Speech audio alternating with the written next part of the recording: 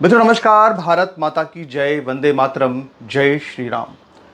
मित्रों, भारत ने पाकिस्तान के खिलाफ ऑपरेशन सिंदूर किया और उसके बाद पाकिस्तान ने अपने सभी हथियार इस्तेमाल किए भारत के खिलाफ। और जो उसने अपनी बड़ी बड़ी मिसाइलों के नाम रखे हुए थे, शाहीन, गौरी, गजनवी, अब्दाली, बाबर, जिन मिसाइलों पर वो बहुत नाज करता था, बहुत फ़ख्र करता था कि ये मिसाइलें भारत के अंदर कहीं भी जाकर के तबाही मचा सकती हैं, वैसे ही एक शाहीन मिसाइल जो कि एक परमाणु हथियारों को ले जाने की क्षमता रखने वाली मिसाइल है, उसका उपयोग भी पाकिस्तान ने भारत के खिलाफ किया था। और इसका अब जो वीडियो सामने आया है वो पहली बार सामने आया है, जहां पर कि उस हमारा जो डिफेंस सिस्टम है, एयर डिफेंस सिस्टम है S-400, वो जिस तरह से शाहीन मिसाइल को आसमान के अंदर तबाह कर रहा है, नष्ट कर रहा है, उसकी तस्वीरें जो सामने आई हैं, वो तस्वीरें अगर आप देखेंगे तो आप समझ पाएंगे कि इस तरह की जो परमाणु क्षमता वाली मिसाइलें होती हैं, ये कितनी खतरनाक हो सकती हैं। अगर किसी इलाके में ये गिरें तो इसका कितना बड़ा इम्पैक्ट हो सकता है। लेकिन ये तो गनीमत थी कि हमारे पास जो एयर डिफेंस है वो इतना अच्छा है कि उसने आसमान पे ही उसको मार गिराया। मैं आपको वीडियो दिखाना चाहता हूँ पूरे प्रूफ के साथ में। आप देखिए, अगर आप इस वीडियो को देखें तो ये एक CCTV वीडियो है जो कि हरियाणा के हिसार का बताया जा रहा है। और अगर आप इसको देखें तो यहाँ पर आप देख सकते हैं कि 23:52 हो रहे हैं रात के। फ्राइडे यानी कि शुक्रवार का दिन है और 5 ये समय हो रहा है, ये तारीख है 9 मई यानी कि 9 मई को लगभग 12 बजे पाकिस्तान ने ये मिसाइल शुक्रवार के दिन भारत के ऊपर फेंकी थी, शाहीन मिसाइल। और जहाँ पर जिस जगह पर ये मिसाइल उड़ाई गई, जिस जगह पर हमारे एयर डिफेंस ने इस मिसाइल को ख़त्म किया, अगर आप उस जगह की तस्वीर को देखें तो मैं आपको उसका वीडियो एक बार दिखाना चाहता हूँ। आप इस वीडियो को देखिए पहले एक बार। यहाँ पर देखिए आप, ये आसमान में किस तरह का उजाला होता है, प्रकाश होता है, और इसके बाद फिर वहाँ पे कुछ चिंगारियाँ सी आपको नज़र आएंगी। इस जगह पे यहाँ पे आपको कुछ चिंगारियाँ से नज़र आएंगी। मैं आपको फिर से एक बार इस वीडियो को आप ध्यान से देखिए, इसमें कई चीज़ें बहुत महत्वपूर्ण है, आप गौर कीजिएगा। देखिए, ये देखिए यहाँ पर इस तरह से ये मिसाइल गिराई गई। यहाँ पर आप देखें अगर, तो यहाँ पे आपको वो चिंगारियाँ और उसको ख़त्म करने की जो पूरी लपटें हैं जो वो सब यहाँ पे नज़र आ रही हैं।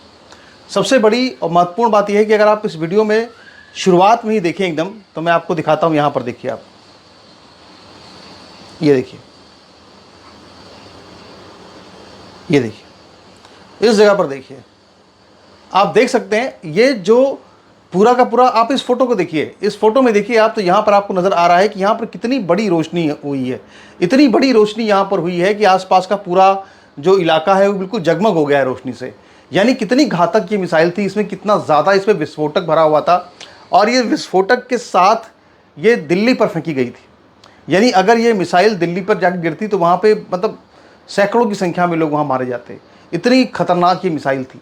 और जब ये मिसाइल फटी है, जब इसको हमारे एयर डिफेंस सिस्टम ने इसको ख़त्म किया है, तो उस वक्त जो है इतना ज़्यादा उजाला हुआ पूरे आसमान के अंदर कि वो यहाँ पे कोई भी देख सकता है। तो ये बताने का मकसद ये है, ये दिखाने का मकसद ये है कि पाकिस्तान ने कोई कमी छोड़ी नहीं भारत को बर्बाद करने के लिए। शाहीन मिसाइल एक ऐसी मिसाइल है जिसके बारे में आपको बताएं हम, तो जो शाहीन मिसाइल है उसकी 3 तरह की वैरायटी पाकिस्तान के पास में मौजूद है। एक जो शाहीन मिसाइल है वो लगभग 700 किलोमीटर की रेंज है, दूसरी 1500 किलोमीटर की रेंज है, और तीसरी रेंज जो है वो 2500 किलोमीटर की लगभग रेंज है शाहीन की। और ये परमाणु क्षमता रखती है, यानी कि ये परमाणु हथियारों को ले जाने की पूरी क्षमता इसके अंदर मौजूद है। तो जब इस पर हमला किया गया, भारत ने इस पर आरोप लगाए, तो इसके बाद पाकिस्तान की तरफ से ये कहा गया कि जो है हमने शाहीन मिसाइल का इस्तेमाल ही नहीं किया है, ये गलत है। लेकिन हमारे पास बाकायदा इसके जो इसका कबाड़ नीचे गिरा है, उस कबाड़ के बाकायदा इसको इकट्ठा किया गया है, और भारत की सेना के पास इसके पूरे सबूत हैं कि शाहीन मिसाइल को भारत के ऊपर दागा गया और उसको हमारे S-400 सिस्टम ने निस्तनाबूद कर दिया। मित्रों, पाकिस्तान का मीडिया लगातार इस तरह के समाचार दिखा रहा है जिससे कि भारत को ये जानकारी मिल रही है कि किस तरह से कुछ देश जो कि इस्लामी मुल्क थे वो भारत की पीठ में खंजर घोंप रहे थे। एक तरफ वो भारत से दोस्ती का नाटक कर रहे थे और दूसरी तरफ वो भारत के दुश्मन पाकिस्तान के साथ भी पूरा तालमेल मिलाकर के काम कर रहे थे। मित्रों, मैं आपको बताऊं, अगर आपको याद हो इस बारे में, तो आप जानते हैं कतर के बारे में। कतर एक ऐसा मुल्क है जिसने कि नूपुर शर्मा के मामले में बहुत ही बढ़ चढ़ करके भूमिका निभाई थी।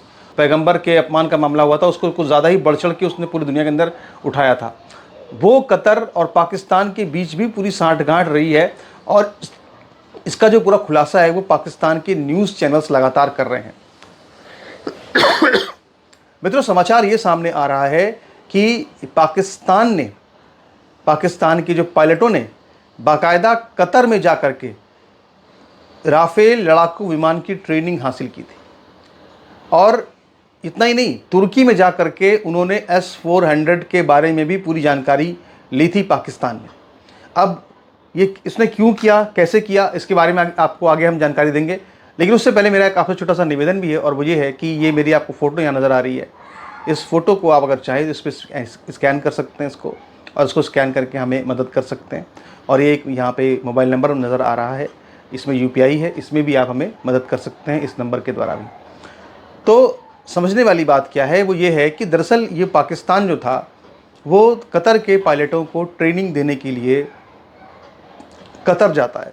यानी पाकिस्तान के जो पायलट हैं वो कतर के पायलट्स को ट्रेनिंग देने के लिए कतर जाते थे, और चूंकि कतर ने फ्रांस से राफेल लड़ाकू विमान खरीदा हुआ है, तो पाकिस्तान ने दिमाग ऐसे लगाया कि अगर हम कतर के पास जो हमारा ला इलाहा इल्लल्लाह वाला रिश्ता है उसकी दुहाई दे करके अगर हम कतर से ये अपील करें कि आप हमको राफेल लड़ाकू विमानों के बारे में जानकारी दीजिए, हमको राफेल लड़ाकू विमान उड़ाने दीजिए, हमको राफेल लड़ाकू विमान के बारे में सब जानकारी मिले कि इसमें कमी क्या है, इसमें इसके पॉजिटिव क्या है, इसके नेगेटिव क्या हैं, तो बड़ा अच्छा होगा।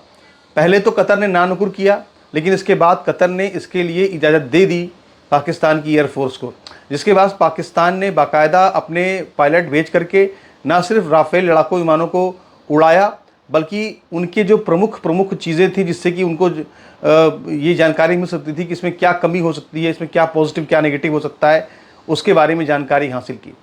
राफेल के बारे में कहा यह जा रहा है कि पाकिस्तान के पायलट्स ने कतर के अंदर जाकर के वहाँ पे जो लड़ाकू विमान का रडार सिस्टम था उसको समझा राफेल के। अब रडार सिस्टम बहुत महत्वपूर्ण होता है किसी भी पूरे इसमें इस तरह के लड़ाकू विमानों में। वो अगर देखा जाए तो रडार को जाम किया जा सकता है। तो वो सारी कमियों को उसने इकट्ठा किया, और इसके बाद उसने पूरा उसका अध्ययन करके उसके डॉक्यूमेंट्स जो है वो चीन भी भेजे हैं, ऐसा भी दावा पाकिस्तान का मीडिया कर रहा है।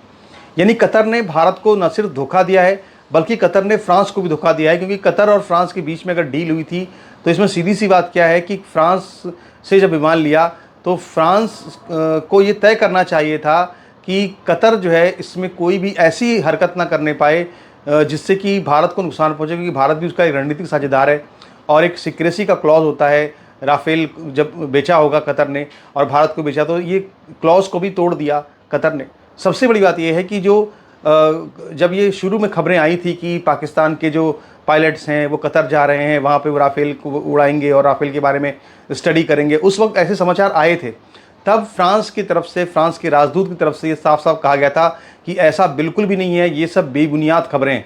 लेकिन अब जो पाकिस्तान है वो पाकिस्तान के अंदर बड़े बड़े दावे कर रहा है राफेल को लेकर, हमने राफेल को गिरा दिया है, झूठे दावे कर रहा है। तो उन दावों के बीच में वो ये थ्योरी भी फ्लोट कर रहा है अब कि हाँ, कि जो पाकिस्तान के लड़ाकू विमानों के पायलट्स थे वो जाकर कतर में राफेल की ट्रेनिंग लेके आए थे। ये अपने आप में एक बहुत ही, मैं समझता हूँ कि महत्वपूर्ण विषय है जिसके ऊपर भारत को संज्ञान लेने की आवश्यकता है। एक और बड़ी गंभीरता का प्रश्न ये है कि जो राफेल है, चूंकि वो चाइना के बॉर्डर पर भी उसको तैनात किया गया है, तो अब किस जगह पे लोकेशन है वो मैं आपको बताऊंगा नहीं, मुझे पता है लेकिन बताऊंगा नहीं। तो जहाँ पे ये तैनात किया गया है चीन से निपटने के लिए, तो पाकिस्तान ने चीन को भी डेटा दिया है राफेल का कि इसकी कमी क्या है, इसमें क्या इसकी खासियत है, ये सब। तो ये मैं समझता हूँ कि भारत को इस तरफ बहुत ध्यान देने की आवश्यकता है कि आखिर जो उसके पार्टनर्स हैं वो कैसे ला इलाहा इल्लल्लाह के नाम से भारत के पीठ में छुरा घोंपने का काम कर रहे हैं।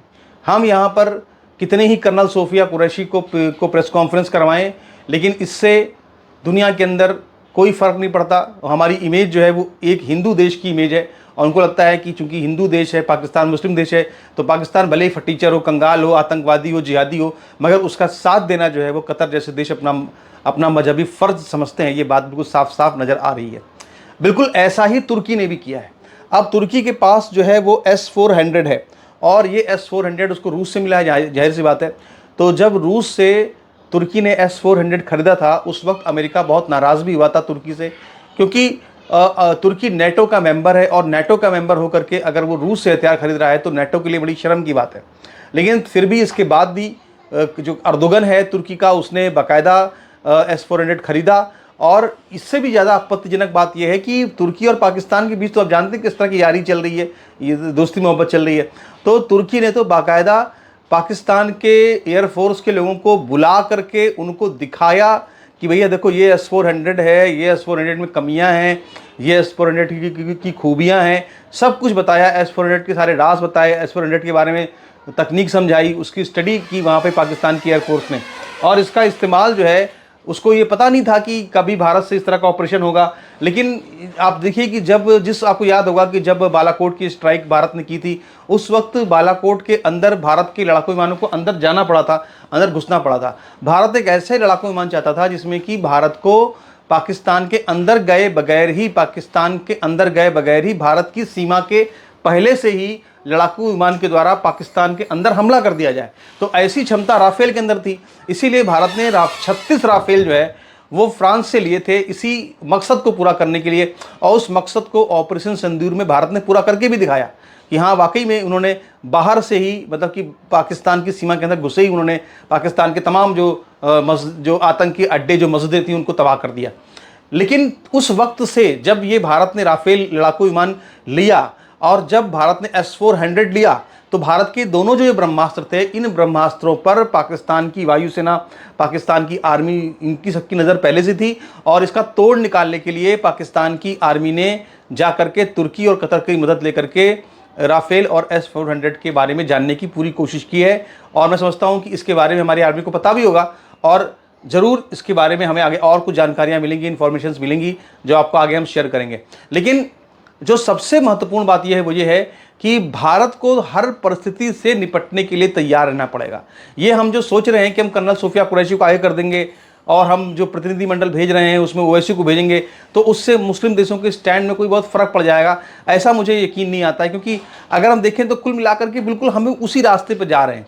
जो भविष्य मालिका ने जो बातें अपनी ज्योतिषीय ग्रंथ जो है उसमें जिस तरह की बातें उसने कही है कि भारत पाकिस्तान के युद्ध होंगे, 2-3 युद्ध होंगे, एक युद्ध तो हो गया अभी सिंदूर में, छोटा युद्ध हो गया, बोले एक बड़ा युद्ध होगा जिसमें कि 13 मुस्लिम देश भारत के ऊपर हमला कर देंगे।